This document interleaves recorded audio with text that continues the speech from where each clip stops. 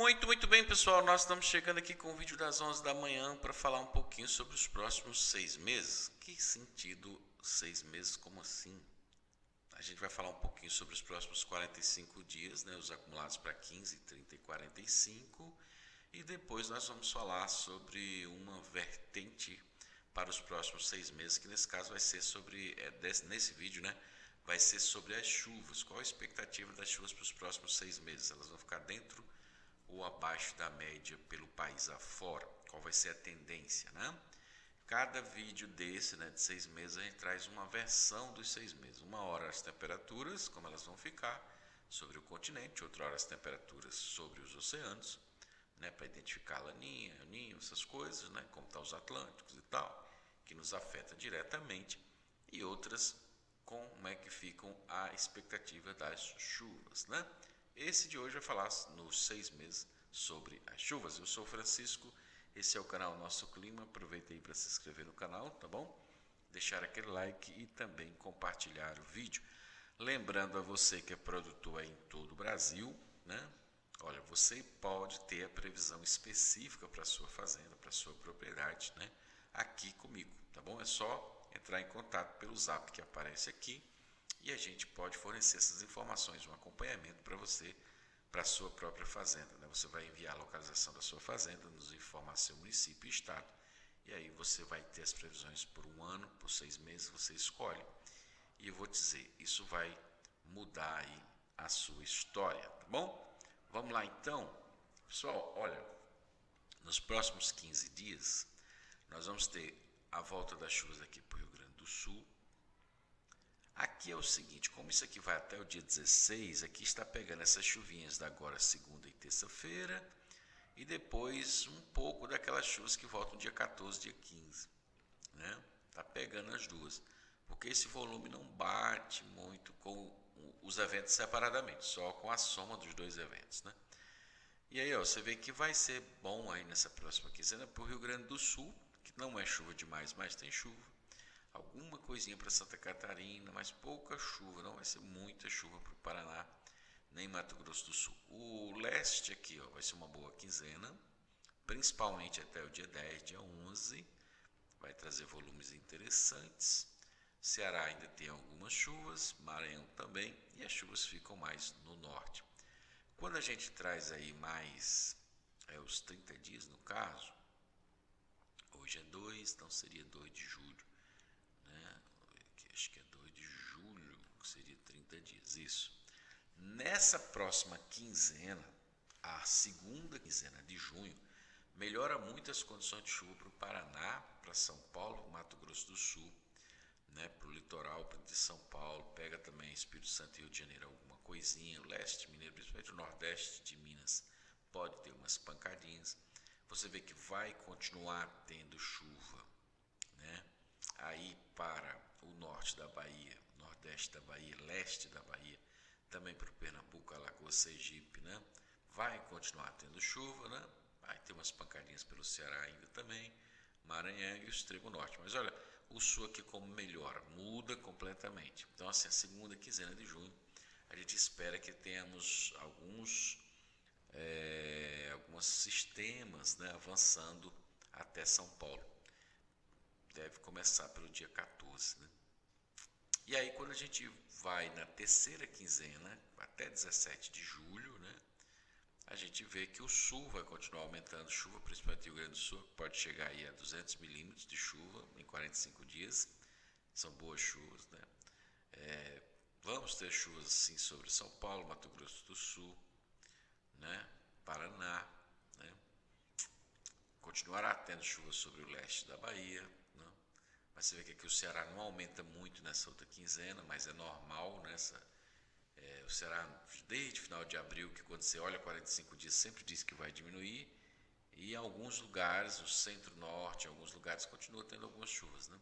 Então vamos aguardar, mas agora nós já estamos chegando em julho, então julho já é um mês mesmo que diminui as chuvas, né?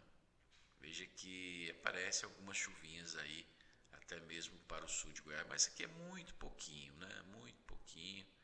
Só o centro aí, Tocantins, né? Oeste baiano, né? Sul do Piauí, grande parte do Goiás e Mato Grosso fica totalmente zerado, né? tá bom?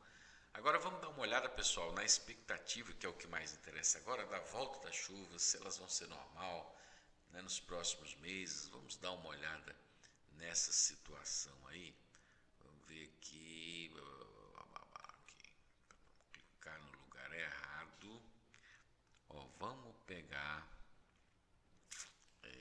dividir aqui, pronto. Vamos ver o mês de julho, porque julho não está completo ainda, né? Nós já conseguimos ver naquele outro mapa até 17 de julho, já o mês de julho quase todo, né?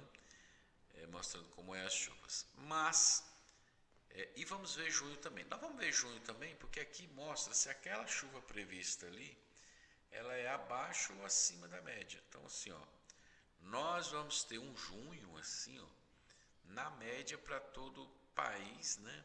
Um pouquinho acima, aqui, ó, para Santa Catarina, né? Rio Grande do Sul, vai chover mais do que o que deveria no mês de junho, e também para o litoral leste aqui, ó, um pouquinho acima, né?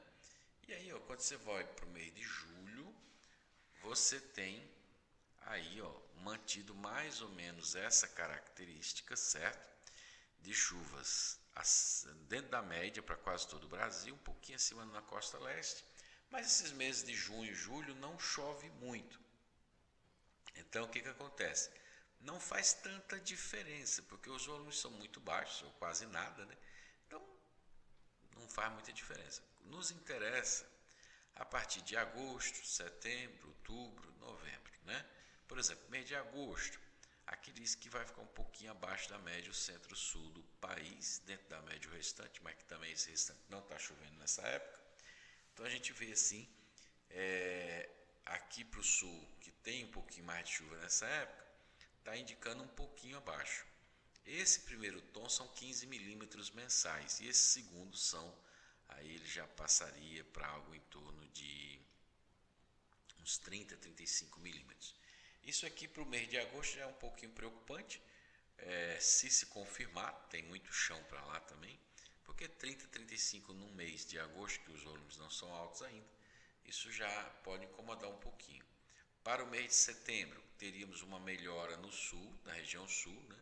Principalmente aí Paraná, Santa Catarina, Rio Grande do Sul. Norte do Paraná ainda ficaria um tonzinho abaixo, mas são aqueles 15 milímetros que já não incomoda muita coisa, né? E no mês de outubro, aí sim, quando começam as chuvas mais fortemente, pelas previsões atuais, nós teríamos esse centro-sul, que incluiria aqui São Paulo e Mato Grosso do Sul, e até o sul de Minas, né? Dentro da média ou acima da média, tá certo? Dentro ou acima da média, e o país inteiro, né? Aí praticamente dentro da média, o norte um pouco acima, né? E somente até essa manchinha aqui no mês de outubro que ficaria um tom, 15 milímetros, mas aí outubro já chove mais, não seria tão preocupante, certo?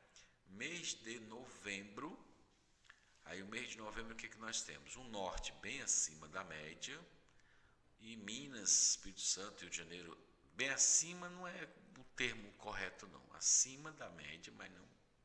Esse primeiro tom, ele também é de 15 milímetros, tem alguns lugares até com 2 tons aqui, né? 2 tons e tal. Paraná ficaria acima, São Paulo, Mato Grosso do Sul, né? O Rio Grande do Sul ficaria um tom abaixo, 15 milímetros no mês, mas não influencia tanto, porque esses 15 milímetros versus o volume de chuva para novembro, que é alto, né? Não influenciaria tanto, certo? E até porque os modelos são geralmente muito conservadores, e aí, às vezes, na prática, chove mais do que a previsão. Normalmente acontece isso quando não há nenhum problema. Então, acaba que essa média de 15 milímetros nem acontece, né? Vai chover 15 milímetros a menos, mas na prática chove normal ou 15 acima, certo? Mas quando a gente tem dentro do normal ou acima do normal, isso é muito positivo. Porque já que chove mais do que o previsto, a tendência é de mais chuva, bem mais chuva do que o normal. E muitas regiões do Brasil, chover o normal já é muita chuva, como a região norte, como a região centro-oeste, como a região sudeste, não?